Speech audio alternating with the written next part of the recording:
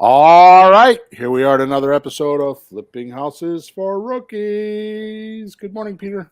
Morning, Bill. Hello, everybody. Here we go. Another Here we time, another place, another topic. Yeah, here it is. Episode number 379. The title of today's episode is Rookie Creative Real Estate Breakthrough on Giving Sellers Extraordinary Value. Mm. And here's the description of today's podcast. Is there actually a secret on catapulting any real estate seller's piqued interest by building extraordinary value so they do the deal with you?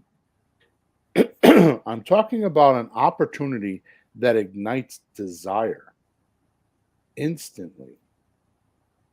How do you get the seller to stop and think differently while assessing the true worth of what you can do for them? And I'm not talking about the average rundown of sales speak either. What I am talking about is true core value building that sellers can't resist. So, if you are ready to be treated to some of the most hidden underground creative real estate secrets for making gargantuan deals and thinking outside of the box that lead to remarkable outcome, this is a must listen to for your creative real estate tool belt. Why not start generating extraordinary opportunities by listening to human insights that transform most rookies into pro? Don't miss the chance to elevate your approach to real estate and making a lasting impact on your sellers. Mm-hmm. It sounds interesting, doesn't it? What does that all mean? Yeah. So before I start, I would just like to say, because I didn't write this down and I'll forget to say it if I don't say it while I'm thinking about it. Kiyosaki years ago gave me a very, very valuable lesson in the cash flow quadrant. Now, I've probably not read those books in probably 15 years, maybe more. Mm-hmm. So it's all these years later, and I'm going to tell you what I remember, the impression I got. Mm-hmm. Right? The impression is you don't need a lot of money to be wealthy. So his thought process was if you needed $4,000 a month to live, you need assets that would pay you, say, $5,000 or $6,000, and you were wealthy. The reason why is because those assets would not take a lot of your time. Right. So his thought process was less time, more money. And so if you had assets like with my real estate, I spend on most months 3 to 5 hours a month, if that, working on my real estate. And it allows me to do what I want to do the rest of the month. Right? Mm-hmm. So I just would like to preface this podcast with that.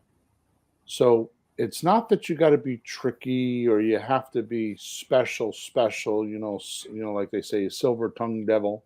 It's not salesmanship. It's the connection with your seller and the size of the deal that matters. Because you could do less deals and still make a lot of money if they're the right deals and if you're really connected with the seller. Yeah. So you know that when you're with me, that a lot of my sellers become friends with me later on. Mm-hmm. Right? It's more than just a sale for me, right? So yeah, that's the preface of today's podcast, and I start with that because if you learn that it's human instinct more than anything else. There's no special tricks. There's no magic wand. There's no hypnotism. There's no, none of that in this process. It's really caring about the seller and really showing them the value that you bring to the table elegantly. Mm-hmm. That's what we're going to talk about today. Sounds good. Okay, so let's go to the housekeeping section real quick. So just make sure if you're listening to us, you subscribe to wherever you're listening or watching us. Make sure you leave us a review. If you need any help at all, you can go to flippinghousesforrookies.com. There's free tools there. There's up to almost, I think, 26 or 28 free tools there that you can use. There's free courses, forums, all kinds of stuff under the free stuff. If you would like to speak to Peter and I, you can go to that page, and on the top right hand side, it's support. Those tickets come right to me. I'm not as good with checking the support tickets as I used to be, but I do go there and check them. And the other thing is if you want to be part of our group, you can go on WhatsApp Messenger. The group is called Let's Talk Real Estate, and you can be part of that group too. And last thing is in the description of today's podcast, you will find a link there. It is something I've not done before. We offer it at Creative REI Reply, which is the software company that Sean, my other partner, and I developed, and David and Susan. So it's something that we did over there. I've never offered it for Flipping Houses for Rookies, and it's going to help you with exactly what we're going to talk about today. But I'll talk about that at the end of the podcast when you've heard what I had to say and you understand it better. Mm-hmm. Okay. So Pete, I would like to start today off with the core mantra of getting leads these days. Yeah. I like when you say these days. Yeah. Because things shift a little bit, don't they? Yeah. The guided principle in today's economy is there are no rules. Oh, crap. Thanks. There are no rules. Okay.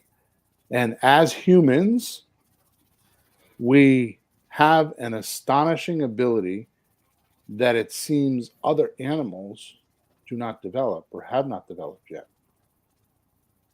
We can use mental symbols called words, and we can modify those symbols and change their relationship to other symbols and concepts in our minds. AKA, we can develop mental image pictures, because like I've been talking about forever, but especially recently, like words are important, right? They words, the meaning of words are the way you think, and the way you think is how you act or apply. Sure. So if you got the words wrong, then your thinking is going to be wrong, and your application is going to be incorrect, and you're not even going to know it.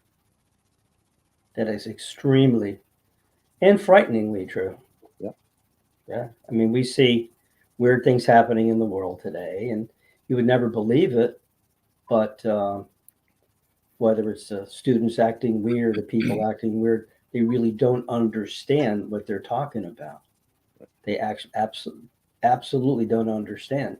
So please stick with me for a couple minutes. I know I'm kind of like doing a little bit something weird here, but I promise you in just a couple of minutes, I'm going to swing this around and show you why this is so crucial, because it is crucial. Okay.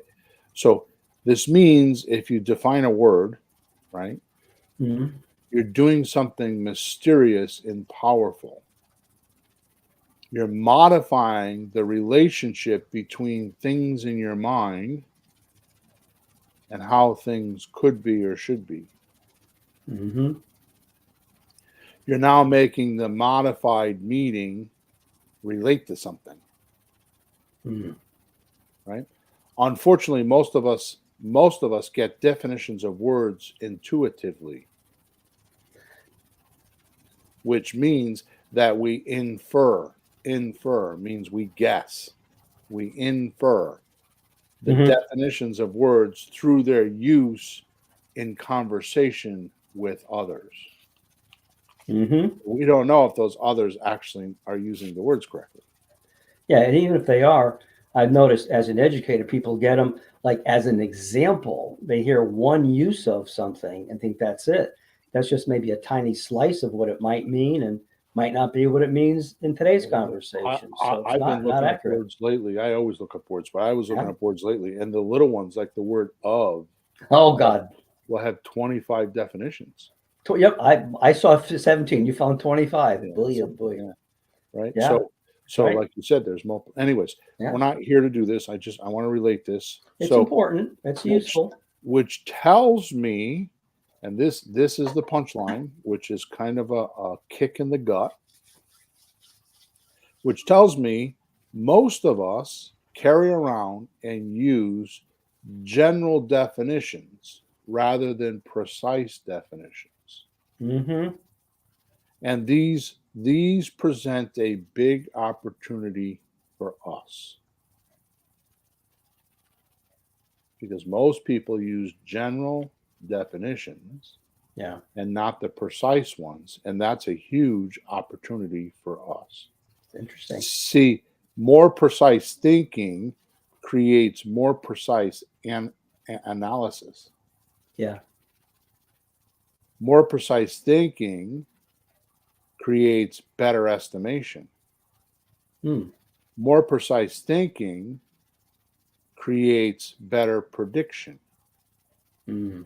More precise thinking creates better explanations. Yeah. Right? Yeah. More precise thinking makes decision making. Yeah. You see how this is? Oh, yeah. So why do I start the podcast off with this? Start it off this way. Mm-hmm.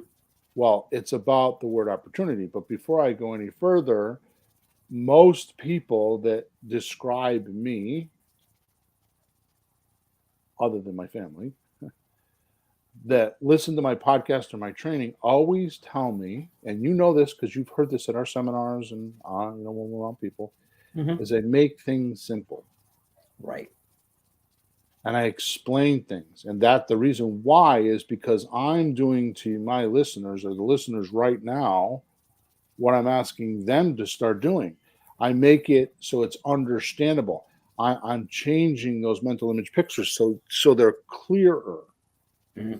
I'm not just saying, oh, we're going to sign an option, right? I Yep. explain because the word option has multiple definitions. Like Pete, one of the options you have is to go to a Chinese restaurant tonight instead of an Italian restaurant. Yeah. Send me a memorandum on that. Yeah, you know what I mean? So it's like, Yeah. there's specialized definitions and there's, it's not just a general. And so I take the time to make sure I explain these because it paints clearer mental image pictures in the minds of my recipients. Absolutely. I mean, as an educator, I say that all the time. It's just a loose understanding. Of course, you can test this on yourself or other people. Ask yourself what it means. And if you can't explain it in detail, go check it out. Right. So I had this big realization not too long ago, maybe a few weeks ago. Uh-huh. Maybe I don't know about the time. Maybe a month ago, three weeks ago, whatever. But what is real estate? What is creative real estate? Mm. Why do we want to do creative real estate? Mm.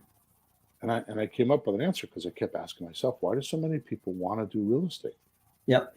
And my answer before is because where else can you go work once and get paid multiple times? True. Right?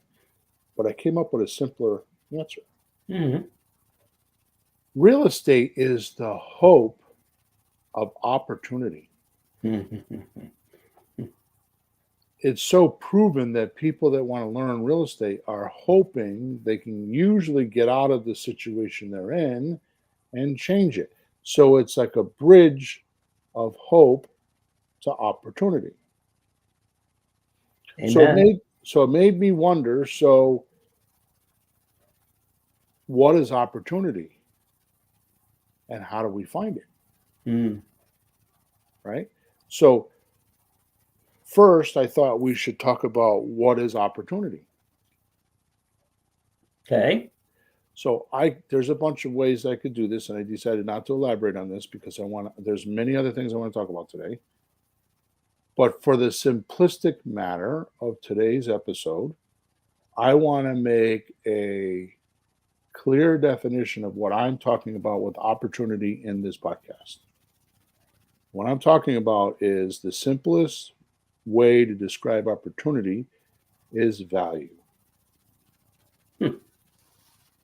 Opportunity is actually value. Now, there's other definitions and there's other ways to use it, but in this particular thing, so what you're looking for in real estate is you're looking for the value of real estate to change your life. That's right.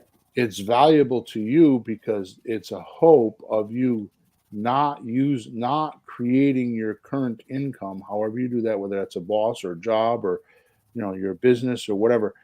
And the reason why your current income is a problem is it's probably too low and you have aspirations to make it higher, which is Mm-hmm. common sense. But Mm-hmm. the biggest thing is your time, the amount of time it takes you to create your current income. Right. So it's not so much the income that's the problem, it's the time that's the problem. Mm-hmm. So that means the way real estate would be valuable to you is if it gave you time back. See, it's not really the money, it's the time. Mm. I'm a little profound here, but I'm gonna show you. So I'm going to show you why this is important in a couple minutes here. Okay. But does that make sense? Yes, because people work their 40 hours or 50 hours a week and they make a certain amount of money. If they want more money, they go, crap, I can't work anymore. Well, first, they're not going to work more than that unless somebody gives them permission. And then they don't want to because they're tired, they want to go home. Right. So how do you make more money in less time? So we think, real estate, like it's an opportunity, But that's more what my point valuable, is more it's value not, in less time. It's not the money. It's not the money. Mm-hmm. It's not the money. One of the realizations I had a long time ago, a year ago maybe, was why do I want money? Right. Why am I obsessed with making all this money? Because Mm-hmm. my numbers are not small, you know that. They're not Mm-hmm. big compared to other people, but they're not small. Mm-hmm. Right? So I keep thinking to myself, what's the importance of making $1 million a year? Yeah. And it took me a while to find that answer. Mm-hmm. And the answer was, after many, many, many, many, many, many conversations with myself, well, actually, it's to support my lifestyle. Mm-hmm. And I choose what my lifestyle is. Like right now, I'm on a retreat. Mm-hmm. I mean, my wife and I packed our car thinking we were going to Florida for 3.5 weeks, and decided we're staying for 7 months, Mm-hmm. and I can do that. Mm-hmm. Now, I'm not saying that it doesn't hit my savings account. I'm not saying, but I paid for it. We are paying for it. It's not just me. My wife's helping me. Yeah. We are paying for it, and I have the ability to do that. So how valuable is that? Right. So Absolutely. the money is all about lifestyle. Mm-hmm. It's funding your intentions, what you want to do in life. Like maybe you have a kid that's got a college debt and they're struggling and you want to help them. Yeah. Maybe your mom's in a convalescent home and you want to pay for your mom, or I don't know. There's some, maybe you want a new car. Maybe your furnace just broke. Maybe I don't know. There's a reason. That reason is value. Mm-hmm. It's valuable to you. Right. Each person has their own vision, and then how you get there. So now let's flip this around. So the way you get opportunity is you must build and create value for somebody else. Mm. Right? Hmm. So if you create value for somebody else, what are they going to give? Well, they'll exchange value back to you. Right. So there's your opportunity. They're going to give you your opportunity. Mm-hmm. Right. Mm-hmm. Now, I'm not going to go into this because I got to tell you, I could do a multiple day seminar on this. But I had put in one of the podcasts before. You can't actually. I'm not going to talk about that. What do you think has everything to do with how this works? And I have done my own study by observation on thinking, and I am 1,000% convinced that thinking, first of all, is not what it's cracked up to be. Because thinking is usually stuff that you had trouble with in the past and couldn't succeed with, so your mind stores it to tell you not to do it again. Right? Like if you fell off a bicycle and scraped your knee, your mind's going to tell you bicycles are bad. Yeah. But more importantly, what I found is people are too confused about their thinking because their environment invades their thinking and it destroys their intentions. And I know this because when I coach people, it's like I go week to week and they're like, oh man, I had a rough week. You know, I was at work and and I never did real estate. Yeah. Right. So that's important. Mm-hmm. So, anyways, we got off the topic there. So, how do we do this? Create this value, right? Or better yet, how have I done it for millions of dollars worth of real estate? Right? See, when I talk to sellers, I use my words carefully, and you know that. Yeah. Right? It's like too many times I will give somebody a script and they'll say, well, that's not the way I speak. I don't talk like Bill does. And they'll change the words. And what happens is they disrespect the fact that I've used that script on hundreds, if not thousands of people to get that exact wording. Mm-hmm. There's a lot of research in those words, not in how to say it, but the responses. Because what most people are confused about when they're talking to sellers is it's not the questions that is vital, it's the responses. And unfortunately, too many rookies are stuck on what do I say? So when the other person is speaking, in other words, telling them what so in other words, the question provoked a response, right? And they're too busy wondering what to say next and they miss the response. You know, when you first said that, because I've heard you say that before, but the first time it was like, what does he mean, the response? But when people respond to you, they're telling you what's going on. They might be telling you it's clues to what they need or what's valuable to them, right? So when they talk, Well, they're telling you how to do the deal. Yeah, exactly. Yeah. And if we're not listening to that, we miss the boat on like, oh, wait a minute. Because I've heard you also say when you think you've got what the person's looking for, you clarify it with them like, wait a minute. And you just check what they said to make sure that's what's going on. And then it's like you throw a fishing rod in the water and they pull on it. Instead of you yanking back, you go, what should I throw in the water next? They just bit on the bait. Talk to them. There it is in front of you, but you're too thinking about what else. So it made sense after I had to chew it over a little bit. But of course, the response is the window to their soul and their value and all that stuff. But here's the thing. The best thing you could do, Dan Kennedy coined this phrase, but he's like, have the conversation they're already having in their head. Right. Right. So if my wife decides that she wants to buy a car and she saw some car, we'll say it's a Ford Mustang. Okay. Should I bring her to a Chrysler dealership? I mean, I can if I'm going to try to change her mind. Only if you want a world of trouble, buddy. So if you go back to a couple podcasts ago, we talked a lot about, because we've been kind of in this little series, right? We talked a lot about pre-qualifying. So that's the first magic of making sure that you build a lot of value is you talk to somebody that wants to talk to you, that you can help them. Yeah. So in creative real estate, the way we do that with our scripts is we ask, well, the only way that I can give you blah for your house, $200,000 for your house, is if I make monthly payments, right? Well, actually, the only way I can give you $200,000 in as-is condition, right, is to make monthly payments without any landlord obligations. Can we talk about that? You know what?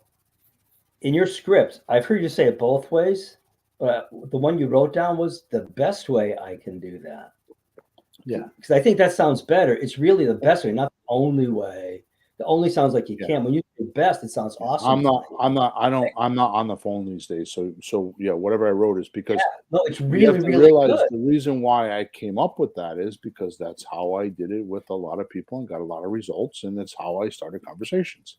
So the Mhm. pre-qualifying makes a difference. So now okay, well, they're need or greed. So they're either, they're willing to talk about payments, which is the need side, and the greed is, well, no, I don't want any payments. Yeah. I just want all my money. Yeah. I want a cash deal. Yeah. And up until about 3 months ago, we used to hang up on those people. Right? Yeah. Yeah. But then we figured out how to do the Grand Slam offer. Uh-huh. And that's exactly what I put into the chat, into the description, is how to get that. Because we've never sold it before. I've never sold it before, and now I'm selling it. Well, I'm not. Sean's selling it. It's something we're using in our marketing, so I decided to put it in the podcast today. Mm-hmm. So that script and that calculator, all that stuff, you can get it now. Yeah. In this podcast. It's the only place I have it. I'm not sending emails, nothing. It's in this podcast. No, it's too valuable to just throw around like that. You and I have been working on that for a year, most of you, but I've been pinching in every once in a while. It's not just something you dreamed up last week. No. This is a big deal. There's a lot behind it. All right, so let's move on. So, see, here's what happens. Person says they want all cash. Yeah. That's their reality, right? That's what they think they want. Yeah. You need to get them to think differently. Now, I'm not talking about changing their mind. I'm not talking about convincing them. I'm not talking about all the sales techniques that everybody teaches, right? I don't want the seller to think of me and my offers as the same as someone else's. Mm-hmm. That's what I mean by thinking differently, right? I don't want my offer to be compared to another offer. Mm-hmm. Like, well, I'll give you 35,000 for the house, and well, somebody else is offering me 38,000. What should I do? Yeah. No, I'll give you 200,000 for the house. Well, somebody else is offering me 205. What should I do? Sure. Well, the other guy's offering me 195, but blah blah blah. See, it's too easy to go into a pissing contest. Yeah. It's like being at an auction. Everything keeps getting bid up till it's not worth it anymore. Right. So, like in this particular case, well, I want all cash, right? Mm-hmm. Almost 100% of the time, well, not almost, 100% of the time, 100% of the time, a cash deal is the worst deal for the seller ever. Absolutely. Right? See, their thinking's not correct. They haven't had somebody come along and do what we were talking about in the beginning of the podcast and explain the details. Mm-hmm. Right? Let me show you what I mean. There's a word in the English language that's called arbitrage. In the stock market, this term means that you buy low and sell high with certainty. This word arbitrage is where I came up with the idea. Well, if you know how much you can sell a house for, it's easy to negotiate how much you should pay.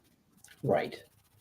Right. So if you know that the house across the street sold for 150,000 and the one down the street sold for 149 and the one over there sold for 151, you're certain that you can get 150 grand for this house. So now when you're negotiating with the seller, you don't need a bunch of tricks or anything like that. You're like, well, I can only give you 125,000 or whatever your number is, because I can give you 145 because I want to make 5 grand. Whatever it may be, you have certainty. Right? So this word arbitrage, what they do is they buy in one market and sell in another market with certainty.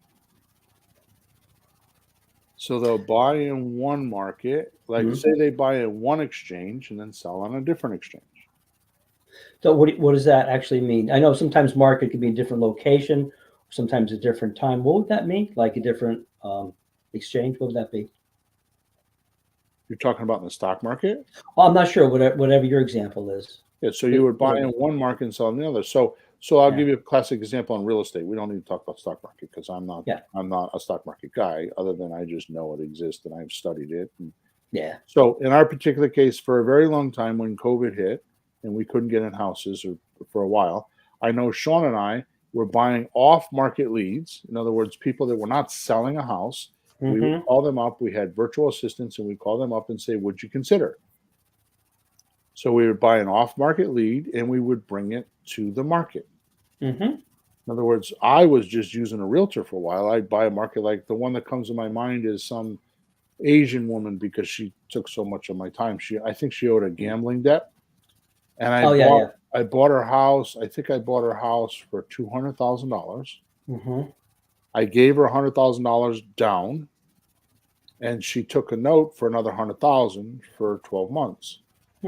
I just gave it to my realtor and said I did nothing to it. Just gave it to my realtor, and we made $85,000 like 3 months later, 2.5 months later. So we took it from the off market and we put it to the on market. Gotcha. In this particular case, we're going to buy a house in the cash market, and we're going to put it into the terms market. See, like a lot of my deals, if you notice, like for example, we talk about this deal that I have in Clinton, right? Yeah. That I bought the house. So what happened, and this was a big realization I had at the Jay Conner event. So what happens is you go in using cash numbers, right? The Ron LeGrand's Mayo formula, right? Which is the pretty house value. In other words, after renovated value. You take the pretty house number times 70% minus repairs, which often is 50 or 55% of its market value. Right. So you pay that number. But the thing is when I buy houses, what I've done is I've changed the way I buy my houses, because I buy houses that are dated, but they're functional. Because now I can sell them on handyman specials. See, the kitchen works and the bathroom works. I don't have to renovate it. The only reason why I would renovate it is to bring it into current time, right? To make it look better so I can get more money. But what I do is I'll buy that house on Mayo on a cash deal. I'll get a lender that will give me, I have some IRA guys, which is the beauty of using IRA. And I'll take that house and I'll borrow IRA money for, we'll say, 7 years or 10 years. And I'll take it from a cash deal and turn it into a creative deal. I'm going to sell it. So say the house, well, the house that I'm talking about was at the time worth $260,000. It's worth $400 now because he's been in there 3 or 4. He's been in there 5 years. So it was at the time worth $260 to $270. I sold it on a handyman special for $240, but I only paid $110 for the house. But they used the Mayo formula. So my concern, people say, well, what happens if he damages the house? Well, I have I have to go borrow money to do it, but or my own money, whatever. But my point is that I put it in my numbers already. I paid cash for it, but I sold it to this dude who was a contractor for $240. I gave him $20,000 worth of sweat equity, which, by the way, like I said, that house is worth $400 now, so he's got plenty of equity. So that's a different market time wise. Like a few years later, it's a different market. So markets can be locations, can be a few months, a year. Things change. Right. Yeah. So market is the type. Yeah. Anyways, we'll just leave it at that. Does that make sense? Oh yeah. So that's arbitrage. I saw it go down these last few years. Sure. Yeah. So that's kind of like what arbitrage means, right? Yeah. See. Let me see here. So I'm talking to the seller differently. So what we've been talking about is you have to do the math for people. That's the preciseness. So it's not like knowing the deal structures and all that. Like, so if you did sell this house for cash, the cost to sell is 12 to 15%. And you just use our script, which you can get in the link today, right? Yep. And You say, well, do you know it's going to cost you this much to sell your house for cash? But if you kept it for 3 years, do you know that you can get this much money?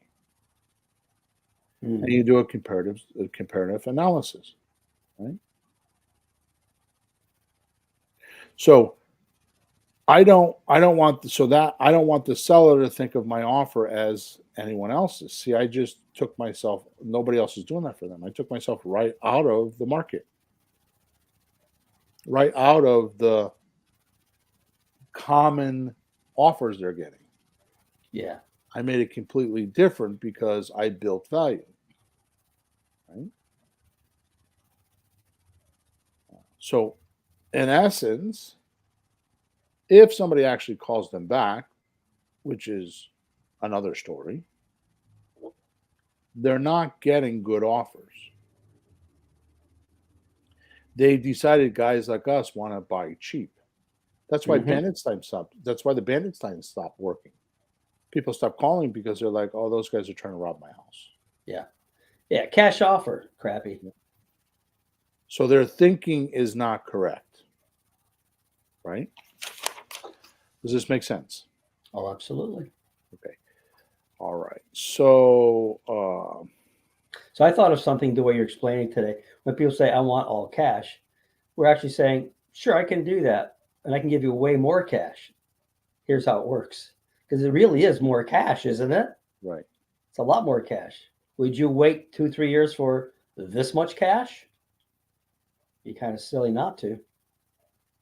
Okay. So, this is all true. So I got off topic here a little bit. So let me get back on my script here.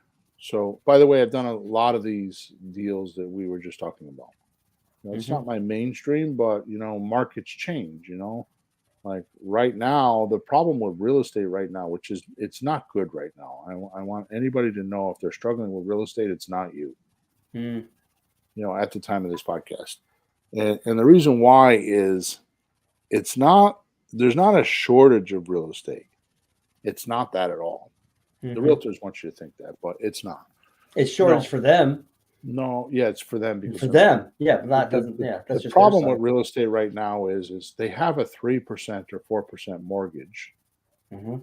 and they're going to they could sell their house and get a bunch of cash, right? The first problem is where do they go? The second Mhm. problem is they're going to get less house because now the percentage is 7 or 8%. So they're going to have to buy less house to get what they already have now.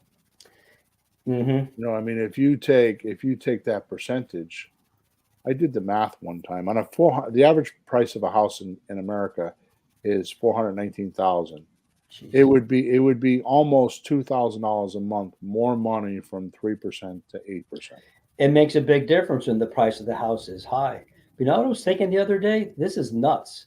But what if we could show the entire country how to buy the next house by taking over that cheaper mortgage and just taking a small loan for the equity the person should get? Yeah, And everybody do that. like We a have to realtor. teach the entire country how to do that and Yep. get people moving into houses again. Am I right? Yep. They don't know how to do that though. They think they have to sell it, get a new mortgage, but the money is in place already. So why don't they? We should start a new service. How to Yeah, right. swap houses. Oh It's God. kind of funny you were thinking that because I was Huh? thinking the same thing. I was coming home last night and I was listening to the radio, and there was a realtor on there that was like he was posing himself as a realtor, and it's like getting offers and all that stuff. Why do that? Because we're the only realtor in this area that will just give you an offer.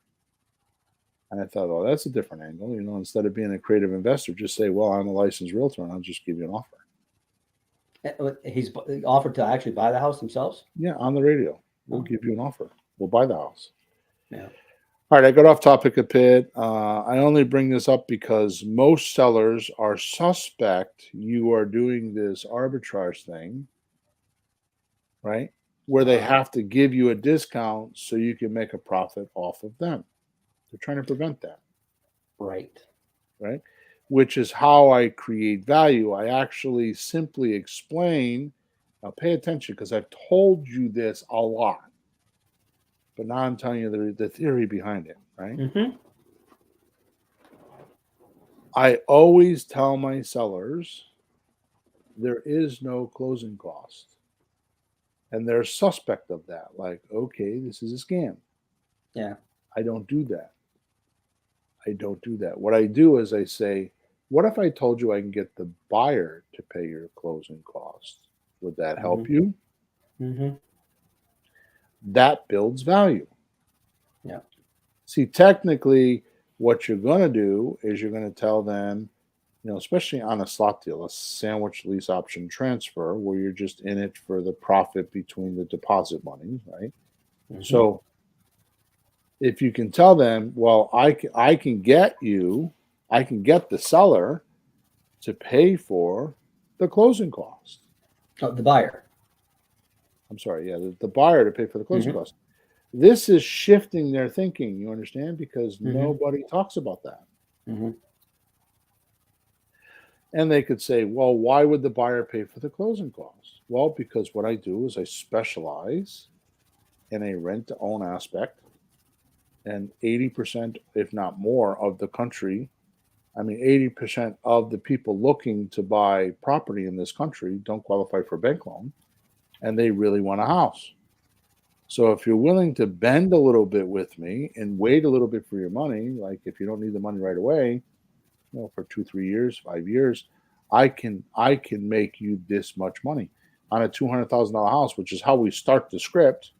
They say they want 200,000, which means that at 15% they would get $170,000 in cash, right?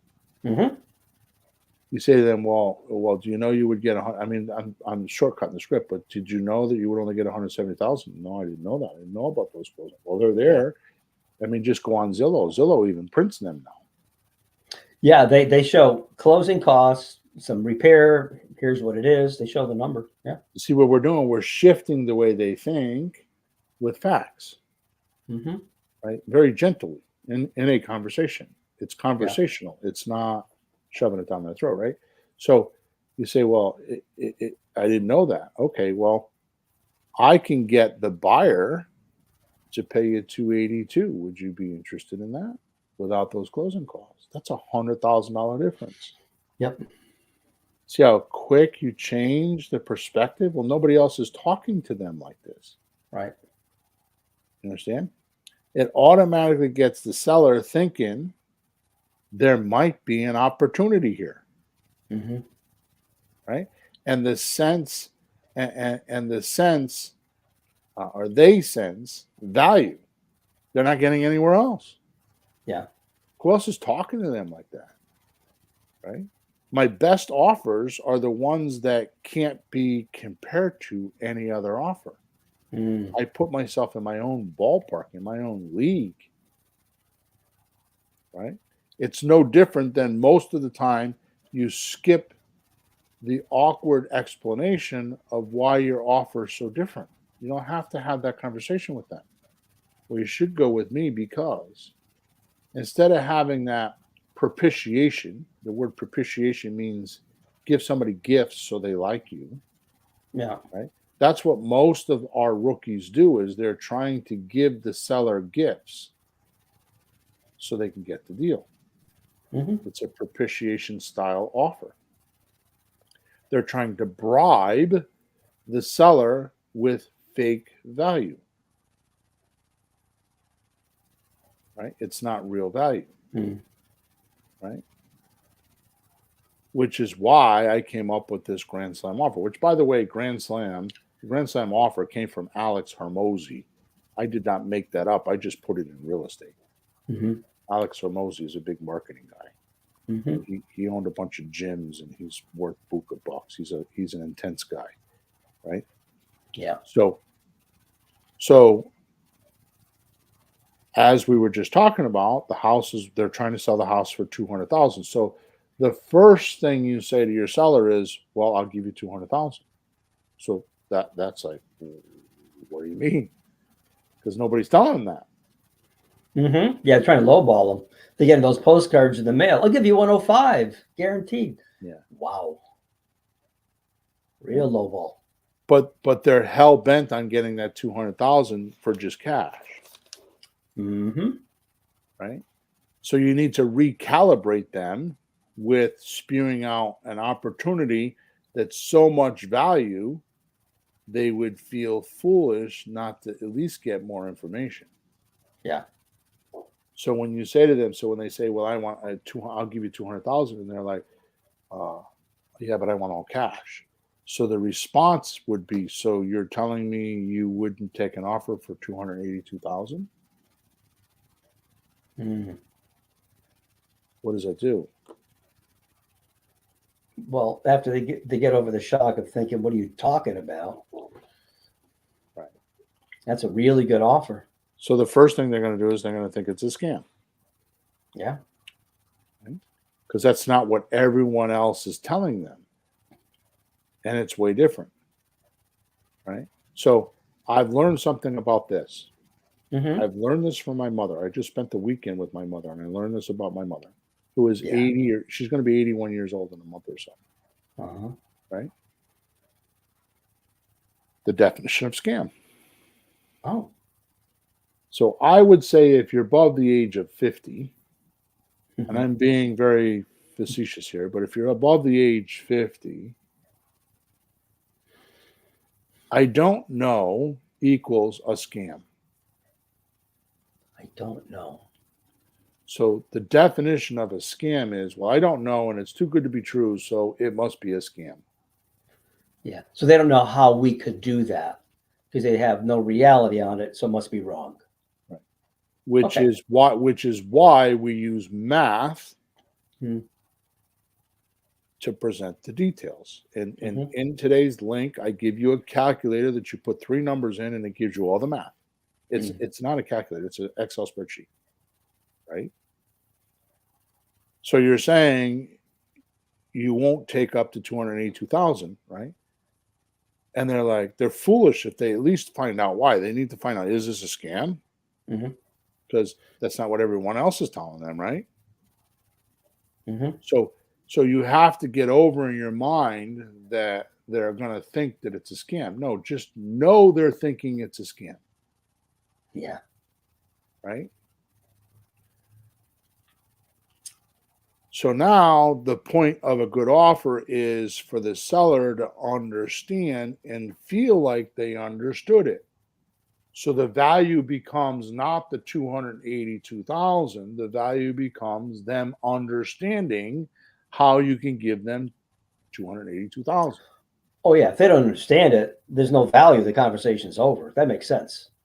Okay, so that brings me full circle on the beginning of the podcast. Mm. Words are important because it is what causes us to think a certain way.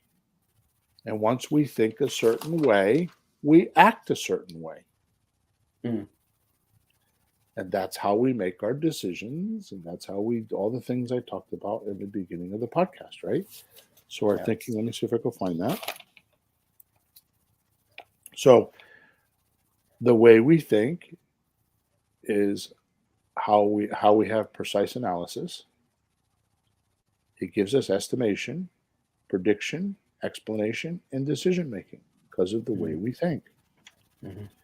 So if you're talking to a seller correctly and you're using your words correctly,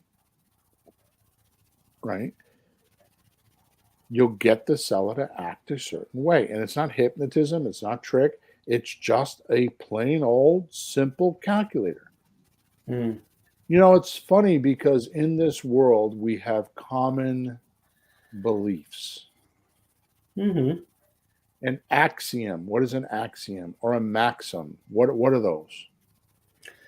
Well, what should I say? An axiom would be an actual real principle of life. It's like a law. It's not an opinion. It's not something you make up. It's like gravity or something. They're factual. A maxim, you could say, is more call it a rule of thumb. Like we notice if this happens, that happens. It may not be completely scientific, but it's a very good point of view to have. Like one in the hand is worth 2 in the bush. It's just like a logical little statement that you can work with at least. The point is they've been proven, and almost in a lot of cases, like axiom, like gravity, every time it's going to be you pick something up and let go of it, it's going to drop. You can't appreciate the sunshine until it rains. right? Time changes everything. Mm-hmm. Right? You're going to get old. You're going to die. You're going to pay taxes. These are all these little things that we have in our society, right? Mm-hmm. You're tapping into those belief systems. And they're either working against you or working for you. I've been thinking along those lines lately that people don't think right. Like they think maybe emotionally. We've said that before.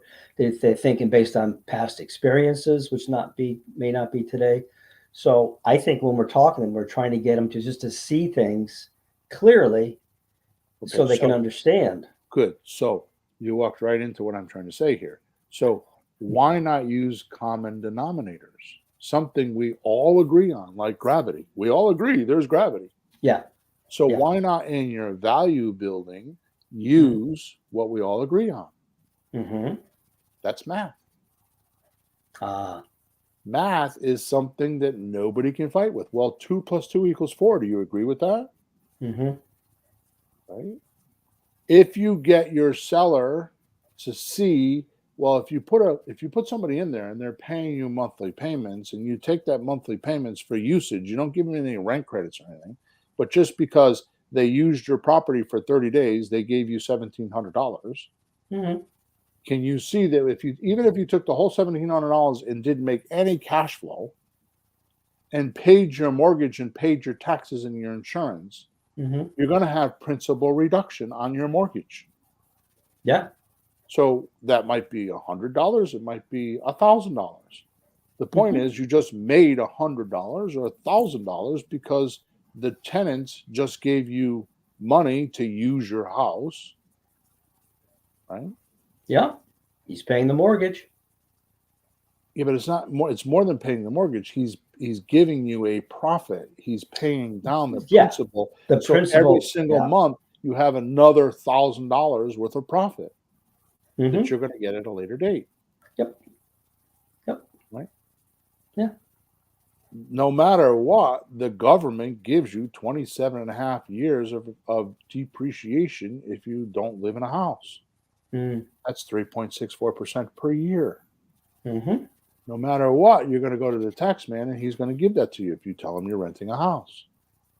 Mm-hmm. These are just laws that these are basic things that are just going to happen no matter what. So why not use those to your advantage and explain those to the seller, because they don't know that.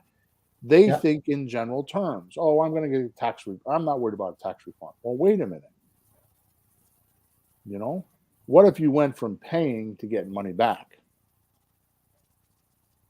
What if you didn't have to pay taxes? Mm-hmm.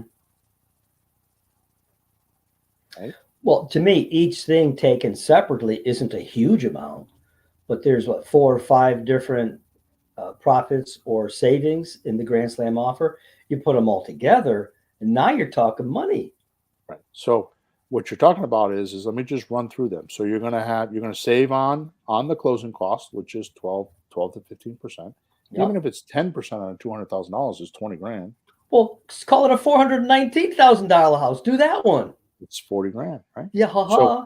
So you're going to save them the closing cost. You're going to get the buyer to pay for the closing cost, Mm-hmm. right? Because a lot of people ask, well, how are you going to save the closing cost? Because isn't eventually, no, you get the buyer to pay the seller the closing cost. That's the trick, right? How much they make on their monthly cash flow, because let's face it, almost anyone you talk to now at this current time, which is the problem with real estate right now, I want to reiterate that. Yeah. They're paying 3 or 4% on their mortgage. Mm-hmm. And current value is 7 or 8%. Yep. So if they're paying $1,200, that means the new buyer, if they were to purchase it from them, forget about, even if they owed $200,000, it was worth $200,000. Even if the numbers are the same exact numbers, which they aren't because you always have profit in there. Mm-hmm. A $200,000 house a year ago or 2 years ago, you paid $1,200 for, we'll say.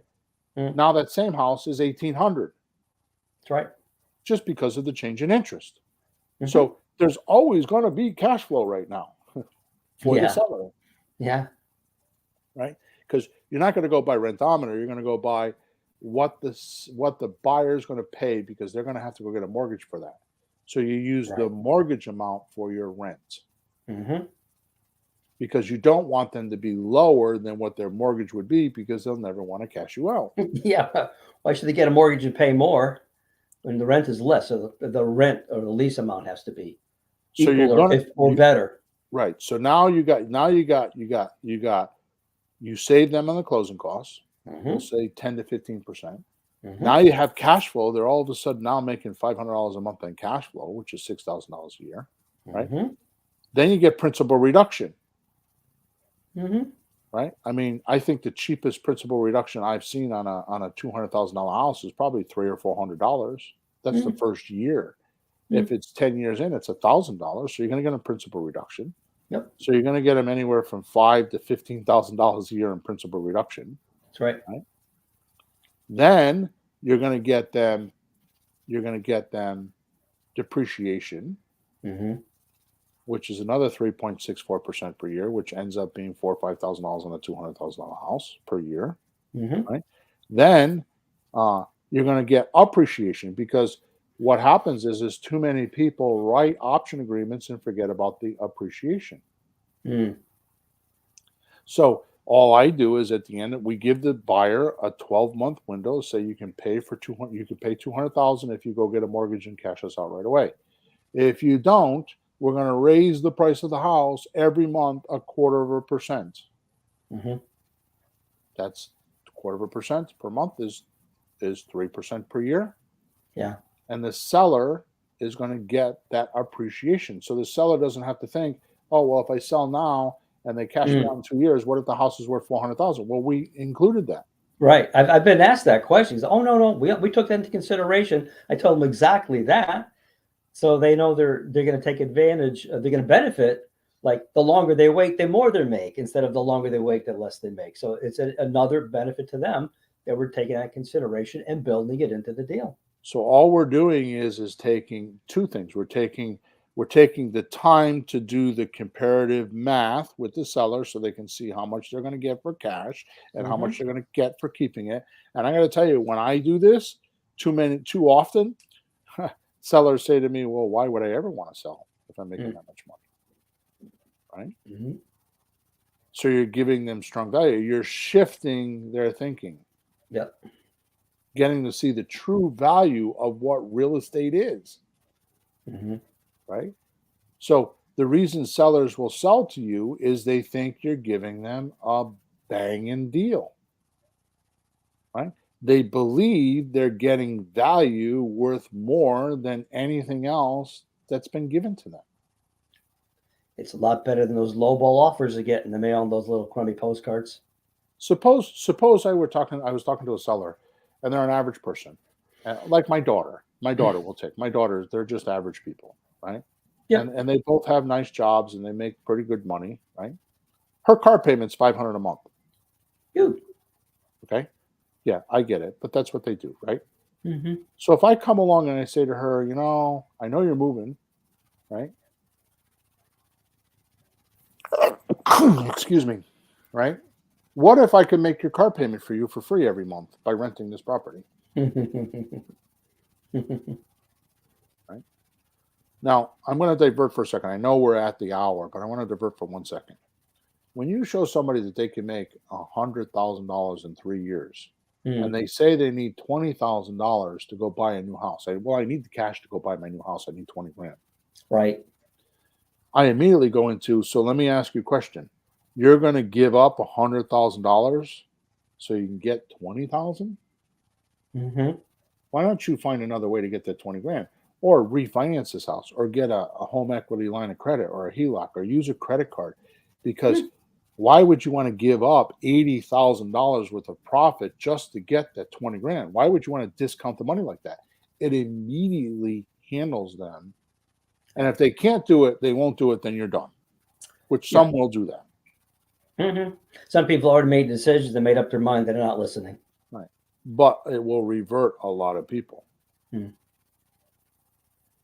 Now, think about it. The moment the seller feels that value drops or dips below the cash offer or below what they want to do, they stop talking to you and they ghost you. Yeah. So the reason why anybody's ghosting you is because your value was not cranked up enough to keep them interested. Would you say that's because we may be guessing what they want or just throwing things at them instead of finding out what's important to them for their values? Absolutely. So we have to listen for that. That's why we have to listen to the responses, right? Right. Exactly right. All right. So you have to realize that this is very profound what I did today. And I almost didn't do this podcast because I wanted to make sure it was explained correctly. So hopefully, if you're listening, give us a thumbs up. A few people have done that already. You know, give me some feedback on this because this is advanced stuff as far as I'm concerned. It shouldn't be really done on a podcast. This is stuff we do in a coaching group, right? So here's the thing. When you're talking to a seller, they have no clue that it's going to cost them 12 to 15%. I just did a transaction for two friends of mine. So my friends live in the house, have been renting from the girl that owns it for 8 years in Meriden, Connecticut. Yeah. The seller lives in LA. They decided to do a transaction. They couldn't. The one was saying, "I can't buy the house. She wants too much money." First thing I did was talk to both of them to find out there was a gap in the communication. They didn't understand one another. Well, that's sad to hear. Anyways, I put, especially because they're both trained in communication. So I put the deal together, and I told the seller, "You're going to pay between 3 and 5% for closing costs. It'll be closer to 3%." Yeah. I didn't tell anybody what I was doing. I just was persistent on how I wrote the deal. I had the purchase and sales contract written 3 times to make sure it was done correctly. Here's the reason why. My buyer came to the table. Now, this is a conventional loan. This was with mortgages and all that stuff. My buyer came to the table with at the closing table. Here's what he paid. You ready? $3.54. I'm sorry. Okay, because of the way I structured the deal. Worst part of it is so that happens on Friday. On Monday, I'm getting texts from the seller like, "I thought you said, why are they charging me this and why are they charging me that?" Right? It was all the concessions I put in the deal. Yeah. And I answered her with one sentence. Yeah. That's the reason why I elevated the price of the house. So she was only looking at the negatives. Why did I get an $8,000 charge? And why did I get this? This adds up to more. Well, what was the net check? She wanted $150,000. She got $164,000. And she's bitching to me because she saw just the credits. She saw the $8,000. She saw this. But she wanted $150,000 and I got her $164,000. That's why we say you have to look at all the numbers, do all the math, not the little pieces, and see the bottom line. 164 instead of 150. Yeah. So I got this. I got the buyer.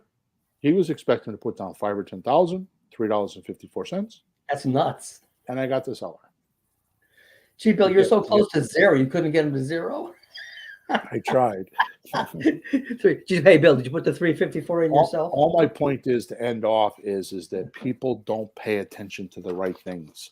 She just saw all the negative on the on the settlement statement. She didn't take, and she immediately apologized. "Oh my God, you're right." Yeah, I know I'm right. So nice. Here's the deal: building value, doing deals, making offers and doing deals is the oxygen of your business and your freedom. The value to you, just as we talked about, is the time. It's not the money. So what you need to do is build your portfolio, money now, money monthly, money later. Doing that enough times The definition of success is do more of the right things than the wrong things. And then soon, one day, not very long down the road, a year or two down the road, especially if you're doing subject to deals, you wake up and think, you don't have to work as hard. Mm-hmm. Right? You're making offers this way to allow you to do things that no one else is doing. You're separated from everybody else. You're making you valuable, unique, and very compelling to sellers. Why did those two people, my two friends, come to me to do the transaction? Did I build value? No, I didn't charge them anything. I mean, I'll probably get a dinner and a cigar out of it, that's if I ask for it, which I probably won't. Right? Why did I do it? Because I could. Yeah. They were friends. Right? It's just building value. But the point is they know that I can do that. So they came to me because I'm the only one. They didn't go to a realtor. Mm-hmm. They spoke to the realtor and they came to me. And I'm not bragging about I'm just saying you can do the same thing in your area. Mm-hmm. You can build this same type of reputation by doing what I'm talking about today. Right?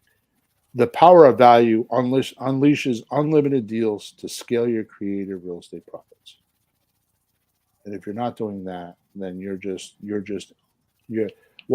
my latest saying in my emails is, here's what you are. In today's economy, here's what you are. You ever hear about the hamster on the wheel? Oh, yes. You're the hamster on the wheel? Yeah. Yeah, well, the hamster's dead. Oh, Jesus. Did he die from exhaustion on the wheel? Yeah. Oh, God. That's brutal. If you're not doing the things we're talking about today, you're a dead hamster. Ouch. That's really bad. BC, Peter. BC. Before COVID. Yeah. It was different than AC after COVID. I'm not even going to ask. AC after COVID, it has changed. All the rules, which is why I started the podcast, there are no rules. Geek. Because the norm, like the realtor system, is blown up. They're out of business. They don't even know it. Yeah. Okay. So make sure you, thank you for spending time with me today, or with Peter and I today. Thank you for hearing me out and all your support. So make sure you subscribe to wherever you're watching us or listening to us. Make sure you like us, leave some comments. If you need any help, go to flippinghousesforrookies.com. There's a bunch of free stuff there. And there's a support link. And there is a link in the description that I think you should go check out because it is the Grand Slam offer. It's the scripts, the calculators, how to use it, everything. And if you're not doing that these days, I feel like you're being left behind. Okay? So over and out. We will talk to you on podcast number, what are we now? 380, Bill. 380. 380. Got to be 380. Nice round number. Yep. All right. Flourish and prosper. Over and out.